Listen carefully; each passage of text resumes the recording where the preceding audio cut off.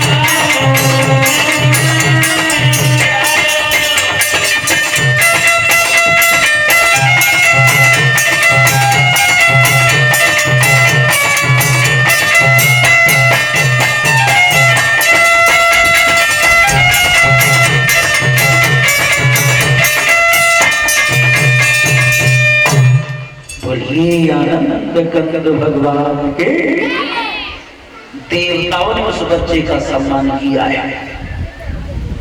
Jail में जो पुत्र पैदा हुआ उस बच्चे का नाम रखा गया गौरव, और जो महल में पुत्र पैदा हुआ उस बच्चे का नाम रखा गया उत्तम। धीरे धीरे दोनों बालक जब 5-5 वर्ष के हुए, एक ही साथ खेलते खेलते मेरे पिता की कचहरी पर पहुंचे और तो जाकर के बाप की गोद में बैठ गया, ध्रुव खड़ा रह गया। ध्रुव विचार कर रहा है, किस्मत भैया की भी है, किस्मत मेरी भी है, जो मैं अंदर नहीं जा सकता। महाराज की नजर पहुंच गई ध्रुव के बड़ी रानी को, लड़का खड़ो बुलाए की हिम्मत ना पड़ी, बुलाए के बाद सुरुचि के तरफ ध्रुव खड़ो खड़ो। एक कवि तो यहां कल्पना कर रहा है, आरे भाड़ी सी सूरत दान करे और मान भी कपलू बिहारी।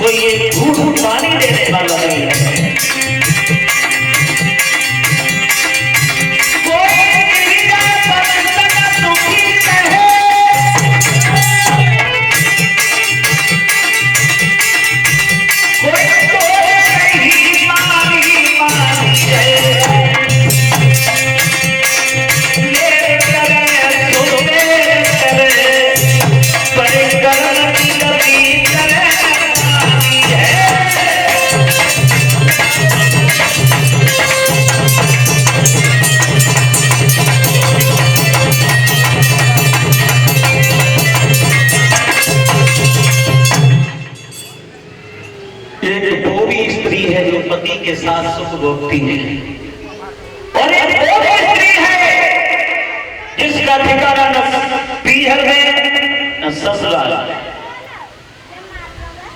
ध्रुव खड़ा खड़ा विचार कर रहा है, महाराज की फिर से नजर पहुंच गई।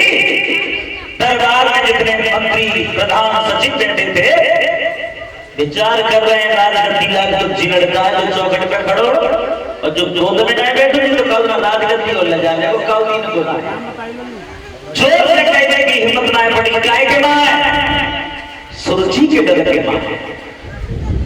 मेरे भैया महाराज जब बार बार निहारते हैं ध्रुव अंतरात्मा से आवाज आई है कि जब बालक ढलने गोद में होगी तो देखी पड़ेगी। जब महाराज अपने आप को नहीं रोक पाए इशारा करते हैं,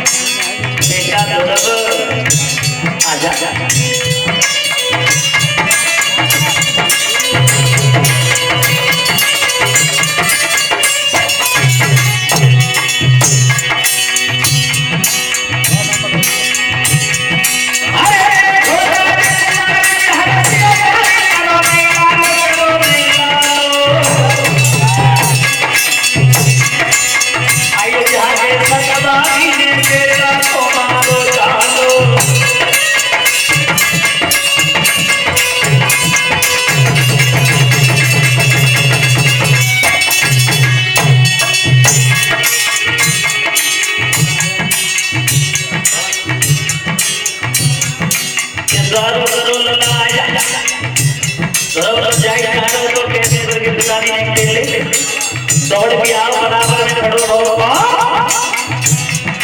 अरे धूल में खड़े हो बात पकड़ के हाथ लगा के चकारो अलग करे मेरे गोल में धारो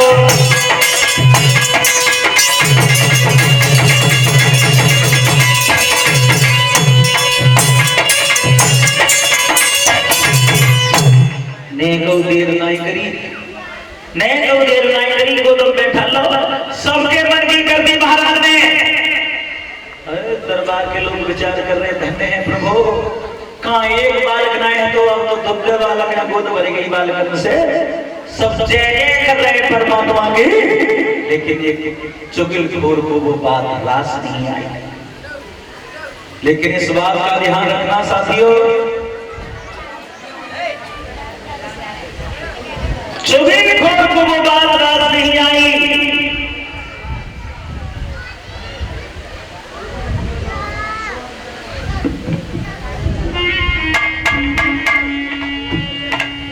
कि चुगला चुगल है नहीं गाय को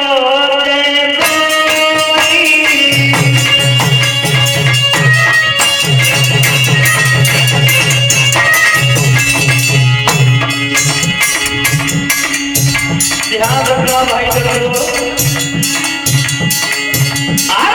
चुगला चुगल है नहीं गाय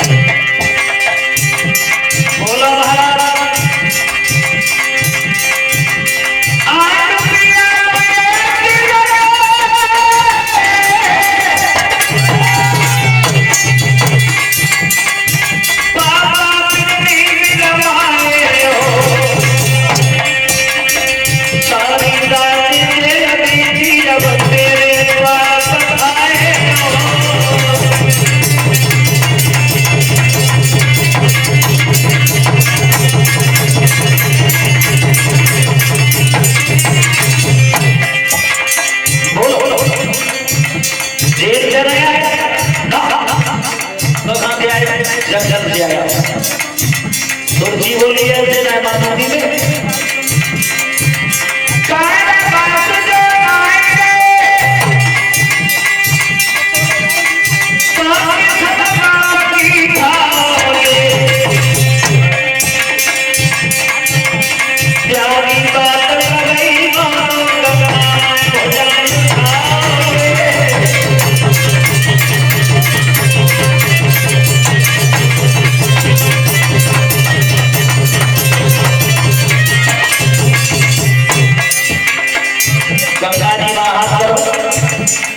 अपने पिता मनु की किस्म खाएगी तो जेल में जाएंगे तो अब महाराज की बोल की बह गई मजबूती कैसे खा जाओ और न खा जाओ तो छाती पे कड़ी खाड़ी है।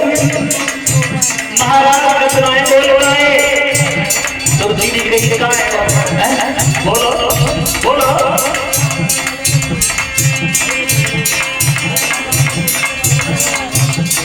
और ये कहा आया है राजा राम मोदी भैया की तरफ से कामना करते हैं सदर समाज का सम्मान निकाला सरस्वती बच्चे है।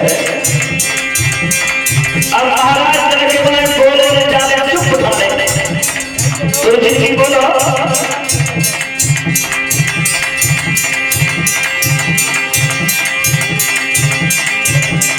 चक्रवर्ती सम्राट थे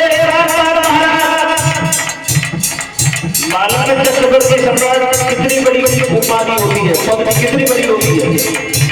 मुख्यमंत्री होता है प्रदेश का और प्रधानमंत्री एक देश का और चक्रवर्ती संपूर्ण विश्व का। इतने बड़े राजा थे उतारी के डर के मारे चुप उठा रहे। और आज के जमाने में कोई छाती ठोक के कहे कि हम अपनी धनी से डरते रहेंगे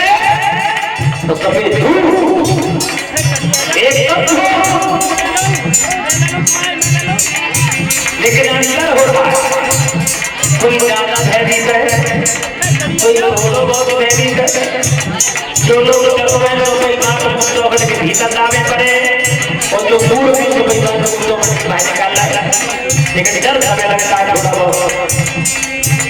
और एक बात और बताऊं, नारी जाति को सबके ऊपर विश्वास बहुत होता है।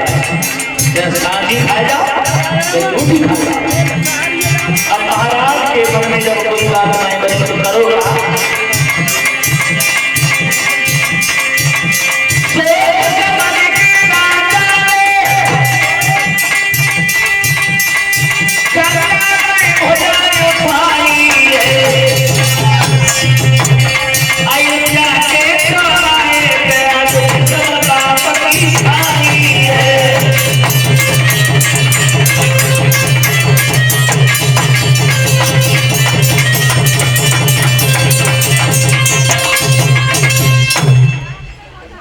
किस्म खाए गए गंगा जी की, पिताजी की।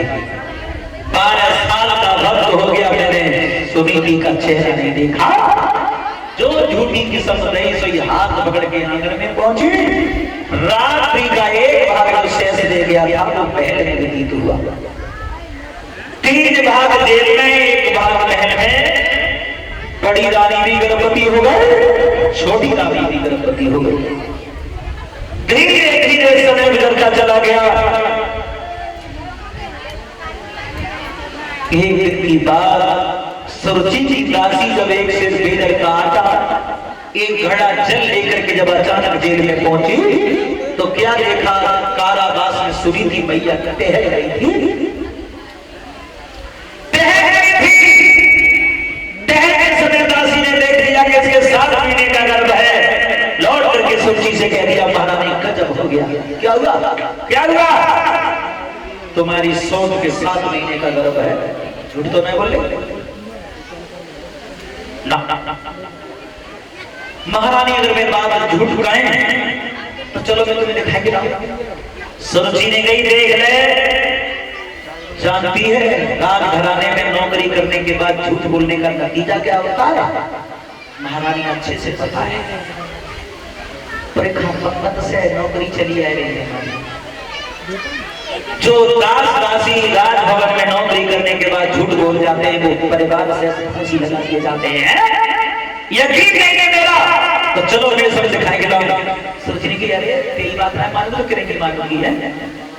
तीन तो कैसी दासी जो मेरे बाप के घर से संग आई। महाराजा ब्याह लगाने करके आंगन में से गद्दी पे बैठे हुए कचहरी बुलाई के लगी हुई। दासी गई आज लड़की बोली, महाराज छोटी नानी ने याद करो तुम्हें महलन में। महाराज विचार कर रहे ब्याह करके आए, बोलो अपनी पीछे चलो आओ, हमें ऐसे लग रही तारे में कुछ ना कुछ जरूर तारो। कभी हिम्मत करके आए आंगन में। सुरुचि ने आसन डाल के बैठा ले और बैठते बैठते पूछी, महाराज एक बात कहूं, कहो। एक दिन तो हमें रात में मिले ये चौराहे पे, याद है?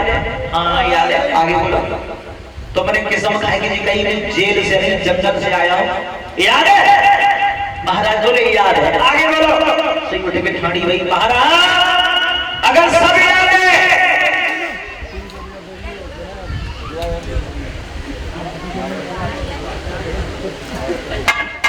अगर सब याद है, आप जंगल से आए थे, जेल में गए नहीं, तो मेरी सौंप के गर्भ कैसे आया? इसका मतलब तो गलत नहीं है, पाप नहीं है। तो समाज में जीने का अधिकार नहीं रहा उसे। महाराज विचार कर रहे, तार कचुकारी गाय तार तो सबकारी है। उठ के खड़े भए और बोले, क्या कहा तुमने? वो गलत नहीं है। पतिव्रता थी, पतिव्रता है, पतिव्रता ही रहेगी। बोले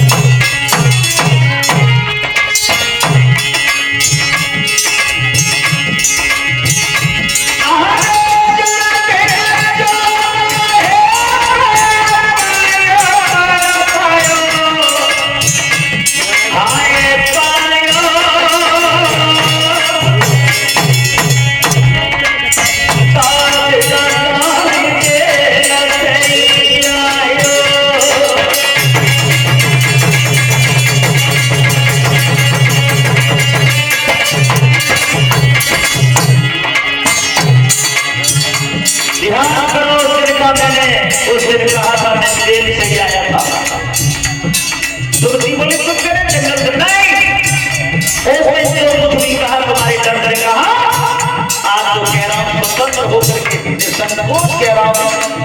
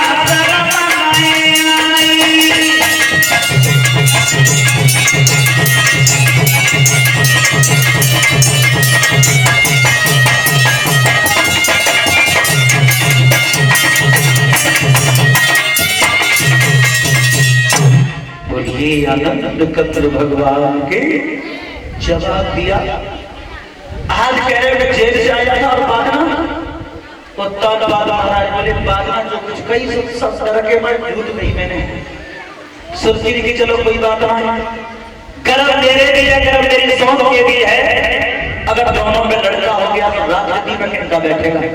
महाराज बोले राजगद्दी में, राजगद्दी तुम आ बैठेगा।